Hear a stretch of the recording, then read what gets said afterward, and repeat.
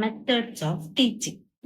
എന്താണ് methods of teaching എന്ന് വെച്ച് കഴിഞ്ഞാൽ ഇത് ഒരു ലാറ്റിൻ വേർഡിൽ നിന്നാണ് ഒറിജിനേറ്റ് ചെയ്തേക്കുന്നത്. മെത്തഡോസ് എന്ന് പറയുന്ന ഒരു വാക്കിൽ നിന്നാണ്. അതിന്റെ അർത്ഥം എന്ന് പറഞ്ഞു കഴിഞ്ഞാൽ way of teaching or mode of teaching എന്നാണ് നമ്മൾ ഉദ്ദേശിക്കുന്നത്. അതായത് നമ്മൾ എപ്പോഴും നമ്മളുടെ ടീച്ചിങ്ങിന്റെ സ്റ്റൈൽ ഇങ്ങനെ മാറ്റിക്കൊണ്ടിരിക്കണം. കുട്ടികൾക്ക് അത് മനസ്സിലാകുന്ന രീതിയിലേക്ക് നമ്മൾ നമ്മളുടെ ടീച്ചിങ് മെത്തേഡ് മാറ്റിക്കൊണ്ടിരിക്കണം. അങ്ങനെയാണ് നമ്മൾ മെത്തേഡ്സ് ഓഫ് ടീച്ചിങ് എന്ന് പറയുന്നത്. ഇനി എന്തുകൊണ്ടാണ് നമ്മളിങ്ങനെ മെത്തേഡ്സ് ഓഫ് ടീച്ചിങ് യൂസ് ചെയ്യണമെന്ന് വെച്ച് കഴിഞ്ഞാൽ നമ്മളെപ്പോഴും ഒരു റെഗുലർ വേയിലായിരിക്കും പഠിപ്പിച്ചുകൊണ്ടിരിക്കുക. അതുപോലെ തന്നെ ഓർഡർ പ്രൊസീജിയറിലായിരിക്കും നമ്മളെപ്പോഴും കുട്ടികളെ പഠിപ്പിച്ചുകൊണ്ടിരിക്കുക. നമ്മളൊരു സബ്ജക്റ്റ് അല്ലെങ്കിൽ ഒരു ടോപ്പിക് എടുക്കുമ്പം അതിന്റെ ഒരു ഒബ്ജക്റ്റീവ് ഉണ്ടാകും. അത് കുട്ടികളിലേക്ക് എത്തുന്ന രീതിയിലായിരിക്കണം നമ്മളെപ്പോഴും ഈ പ്രൊസീജിയർ എല്ലാം ഓർഡർ ആയിട്ട് നമ്മൾ ചെയ്യേണ്ടത്. നീഡ് എന്തിനാണ് നമ്മൾ വെറൈറ്റി ഓഫ് ടീച്ചിങ് മെത്തേഡ് ഉപയോഗിക്കുന്നത്? അതെന്താന്ന് വെച്ച് കഴിഞ്ഞാൽ നമുക്കൊരു ഡിഫറെന്റ് ഗോൾസ് ഉണ്ടാവും. അത് നമ്മൾ ഡിഫറെന്റ് മെത്തേഡ് വഴിയായിരിക്കും നമ്മൾ കുട്ടികളിലേക്ക് അത് എത്തിക്കാം. ചിലപ്പം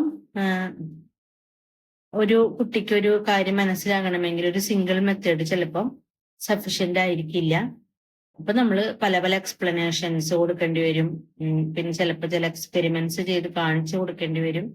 അങ്ങനെ പല പല രീതികളിലൂടെ നമ്മൾ എന്താണോ അവരെ പഠിപ്പിക്കാൻ ഉദ്ദേശിച്ചത് അത് അവരിലേക്ക് എത്താനായിട്ട് നമുക്ക് എടുക്കാനായിട്ട് പറ്റും. അതുകൊണ്ട് നമ്മൾ ഒരുപാട് ടീച്ചിങ് മെത്തേഡ് യൂസ് ചെയ്യണം. ഇനി ഈ ടീച്ചിങ് അല്ലെങ്കിൽ ലേണിങ് ഭയങ്കര എഫക്റ്റീവും ഇൻട്രസ്റ്റിങ്ങും ആയി തീർക്കാനായിട്ട് നമുക്ക് ഈ പലതരത്തിലുള്ള ടീച്ചിങ് മെത്തേഡ്സ് ഉപകാരപ്പെടും. ഇനി എന്താണ് characteristic of A good teaching method എന്ന് പറയുന്നത്? അത് നമുക്ക് ഒരുപാട് എക്സ്പീരിയൻസസും ആക്ടിവിറ്റീസും ഇൻഡിവിജ്വലിന് കൊടുക്കുന്ന രൂപത്തിലുള്ളത് ആയിരിക്കണം. അതുപോലെ തന്നെ കുട്ടികളിൽ ക്രിയേറ്റീവ് ആയിട്ടുള്ള എക്സ്പ്രഷൻസ് ക്രിയേറ്റ് ചെയ്യാൻ പറ്റുന്ന രീതിയിലായിരിക്കണം അതെപ്പോഴും ഉണ്ടായിരിക്കേണ്ടത്. പിന്നെ കുട്ടികളിൽ ഇൻട്രസ്റ്റ് പ്രൊമോട്ട് ചെയ്യണം. It should train the students in the technique of self-study and the method of processing information through personal effort. And it should stimulate the desire for further study and explanation. പിന്നെയും പഠിക്കാനായിട്ട് അല്ലെങ്കിൽ അത് കണ്ടുപിടിക്കാനായിട്ടുള്ളൊരു തോന്നല് കുട്ടിയിലേക്ക് എത്തിക്കണം. അങ്ങനെയൊക്കെ ഉള്ളതാണ് ഒരു ഗുഡ് ടീച്ചിങ് മെത്തേഡ് എന്ന് പറയുന്നത്. ഇനി ടീച്ചിങ് മെത്തേഡിനെ എഫക്ട് ചെയ്യുന്ന അല്ലെങ്കിൽ നമ്മൾ എന്ത് വെച്ചിട്ടാണ് ടീച്ചിങ് മെത്തേഡ് സെലക്ട് ചെയ്യുന്നതിനുള്ള കുറെ ഫാക്ടേഴ്സ് ഉണ്ട്. അതിൽ ഫസ്റ്റത്തെ എന്ന് പറയുന്നത് ഒബ്ജക്റ്റീവ്സ് ഓഫ് ഇൻസ്ട്രക്ഷൻ ആണ്. അത് നമ്മൾ പറഞ്ഞു, നമ്മൾ പഠിപ്പിക്കുന്നതിന്റെ ഒബ്ജക്റ്റീവിനനുസരിച്ചിട്ടായിരിക്കണം നമ്മൾ ആ മെത്തേഡ് നമ്മൾ സെലക്ട് ചെയ്യേണ്ടത്. ദെൻ രണ്ടാമത്തേന്ന് പറയുന്നത് നേച്ചർ ഓഫ് ചൈൽഡ് ആണ്.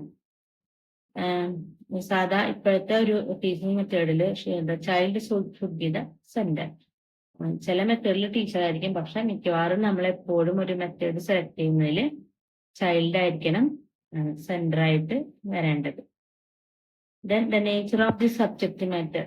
ഈ സബ്ജക്ട് മാറ്ററിന്റെ സ്വഭാവത്തിനനുസരിച്ചിട്ട് നമുക്ക് മെത്തേഡ് സെലക്ട് ചെയ്യാനായിട്ട് പറ്റും. ഇപ്പം ഒരു സയൻസ് നമ്മൾ പഠിപ്പിക്കുന്ന പോലെ ആയിരിക്കില്ല മാത്സ് പഠിപ്പിക്കുക. അപ്പൊ അതിനനുസരിച്ചിട്ട് നമ്മളത് മാറ്റാം. പിന്നെ class room environment method select ചെയ്യുമ്പോൾ നമ്മൾ ക്ലാസ് റൂമിന്റെ എൻവയോൺമെന്റും കൂടി കൺസിഡർ ചെയ്യേണ്ടതാണ്. Then training of A teacher. ടീച്ചർക്ക് എന്താണ് അവർ ചെയ്യാൻ പോകുന്നതിനുള്ളതിന്റെ ട്രെയിനിങ് ഒക്കെ പ്രോപ്പർ ആയിട്ട് കിട്ടിയിട്ടുണ്ടായിരിക്കണം.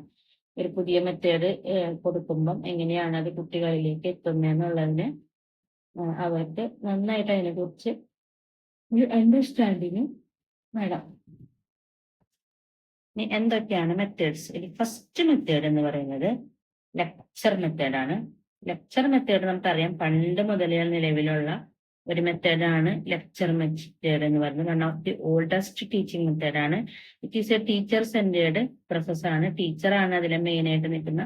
ടീച്ചർ എന്തെങ്കിലും ഒരു ടോപ്പിക്കിനെ കുറിച്ചിട്ട് ഇങ്ങനെ നമുക്ക് കുറെ പോയിന്റ്സ് നമുക്ക് പറഞ്ഞു തരും. അപ്പൊ നമ്മളത് നന്നായിട്ട് കേട്ട് മനസ്സിലാക്കും. നമുക്കതിൽ ഡൗട്ട് ഒക്കെ വരുന്നുണ്ടെങ്കിൽ നമുക്ക് അവരോട് ചോദിക്കാൻ പറ്റും. പക്ഷെ മിക്കവാറും ഇതില് സ്റ്റുഡൻസിന്റെ ഒരു പാർട്ട് വളരെ കുറവായിരിക്കും. ടീച്ചർ സെന്റേർഡ് പ്രോസസ്സാണ്. ഇനി ഇത് ടീച്ചറിനെ സംബന്ധിച്ചിട്ട്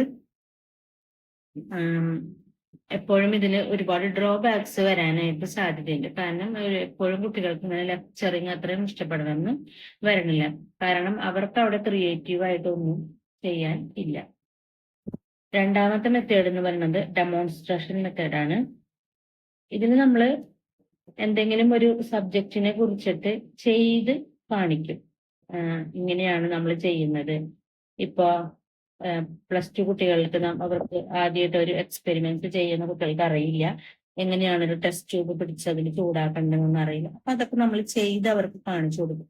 അപ്പൊ അങ്ങനെ ഒരു വർക്ക് അല്ലെങ്കിൽ എന്തെങ്കിലും ഒരു പഠിപ്പിക്കുന്ന കാര്യം ചെയ്ത് കാണിച്ചു കൊടുക്കുന്നതിനെയാണ് നമ്മൾ ഡെമോൺസ്ട്രേഷൻ മെത്തേഡ് എന്ന് പറയുന്നത്.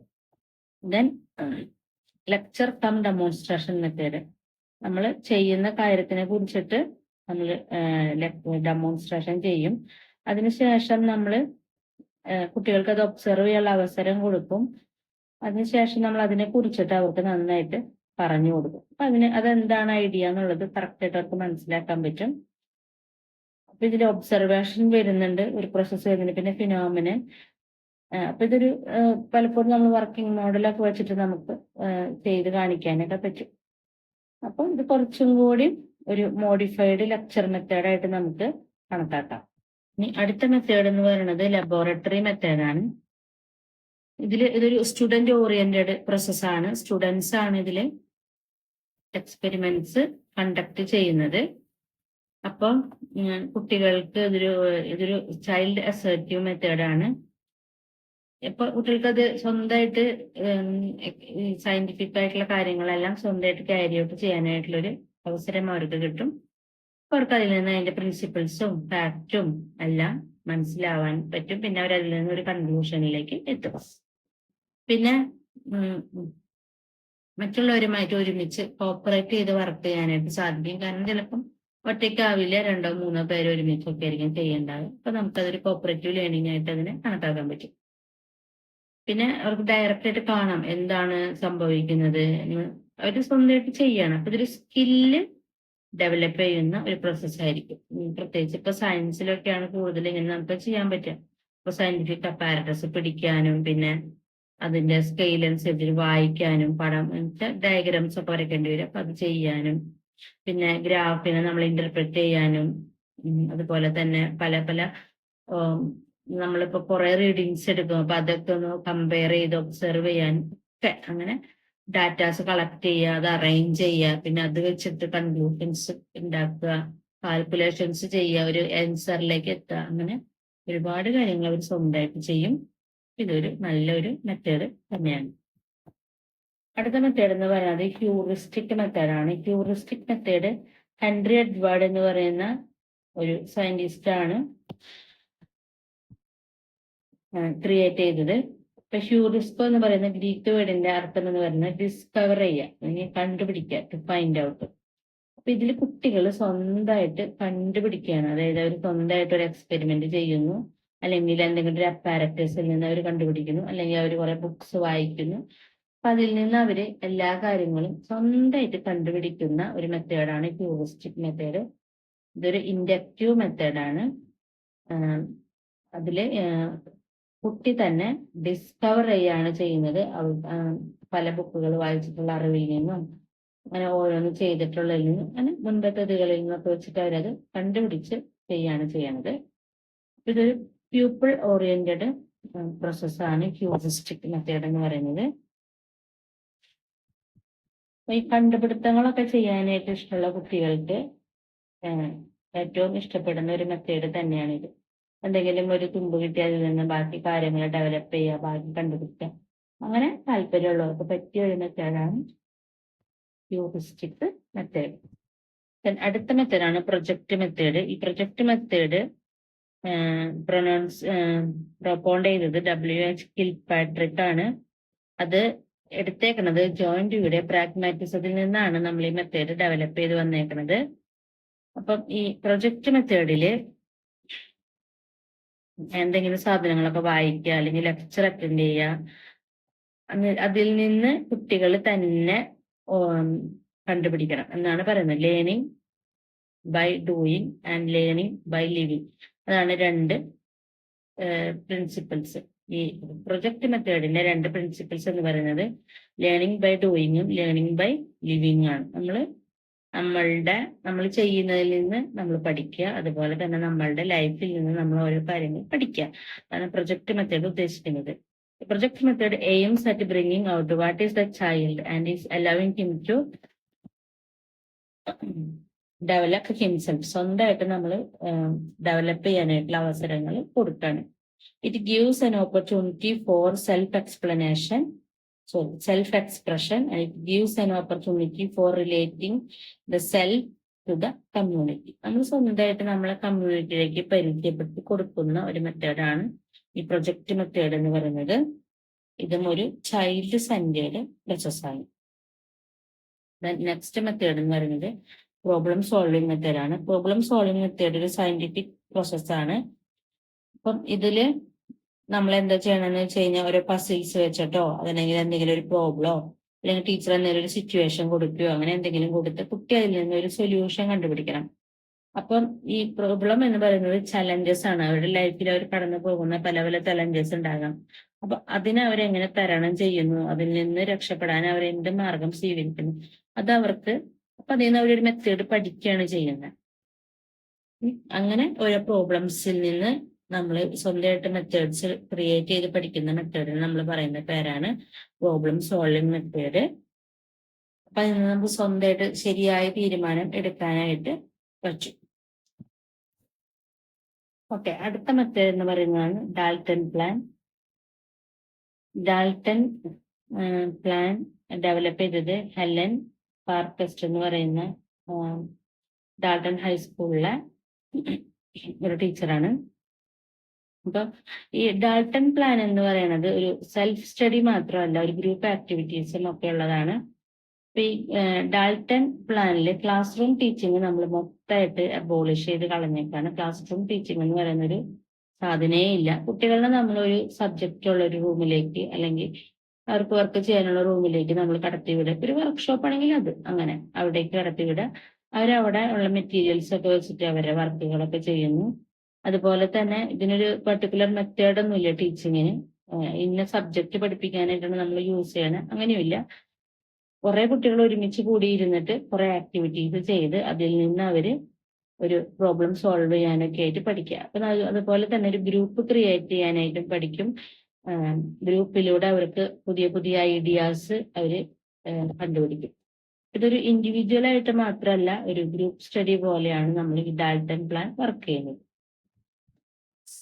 ഇനി അടുത്തൊരു മെത്തേഡ് എന്ന് പറയുന്നത് സൂപ്പർവൈസ്ഡ് സ്റ്റഡിയാണ്. സൂപ്പർവൈസ്ഡ് സ്റ്റഡി എന്ന് പറയുമ്പോൾ കുട്ടികളോട് എങ്ങനെയാണ് പഠിക്കേണ്ടതെന്ന് നമ്മൾ പറയാൻ മാത്രമല്ല, അവരെ പഠിക്കാൻ കൂടി നമ്മൾ അവർക്കൊരു ഗൈഡൻസ് കൊടുക്കുകയാണ്. നിങ്ങൾ ഇന്നതൊക്കെയാണ് പഠിക്കേണ്ടത്, ഇങ്ങനെയാണ് നിങ്ങൾ പഠിക്കേണ്ടത്, അങ്ങനെ അവർക്കൊരു ടീച്ചർ സൂപ്പർവിഷൻ കൊടുക്കുകയാണ് ചെയ്യണത്. ഇനി ഈ സൂപ്പർവൈസ്ഡ് സ്റ്റഡിയിൽ എന്ന് പറയുമ്പം അതിൽ ഒരു ഒപ്റ്റിമൽ ടീച്ചിങ് ലേണിംഗ് മെത്തേഡൊന്നുമല്ല. സാധാരണ ഹയർ എഡ്യൂക്കേഷനിലാണ് കൂടുതലായിട്ടും ഈ സൂപ്പർവൈസ്ഡ് സ്റ്റഡി നമ്മൾ യൂസ് ചെയ്യണത്. അപ്പൊ അതിനൊരു ഹെവി കരിക്കുലം ഉണ്ടായിരിക്കും. പിന്നെ ഇതൊരു സെൽഫ് സെന്റേർഡ് കുട്ടി ചൈൽഡ് സെന്റേർഡ് പ്രോസസ്സ് തന്നെയാണ്. ടീച്ചർ ജസ്റ്റ് ഒന്ന് സൂപ്പർവൈസ് ചെയ്യുന്നു എന്ന് മാത്രമേ ഉള്ളൂ. നിങ്ങൾ ഇന്നതൊക്കെ ചെയ്ത് നോക്കൂ, ഇന്ന ബുക്ക് വായിക്കൂ എന്നൊക്കെ പറഞ്ഞ് അവരതിലേക്ക് മോട്ടിവേറ്റ് ചെയ്യുന്ന ഒരു പ്രക്രിയ മാത്രമാണ് ഈ സൂപ്പർവൈസ്ഡ് സ്റ്റഡിയിൽ ടീച്ചർ ചെയ്യുന്നുള്ളൂ. അപ്പൊ ഇത്രയൊക്കെയാണ് നമ്മളുടെ മെത്തേഡ്സ് എന്നൊക്കെ പറഞ്ഞാൽ നമ്മൾ പഠിക്കുന്നത്. ഓക്കെ, പിന്നെ നെക്സ്റ്റ് ക്ലാസ്സിൽ കാണാം.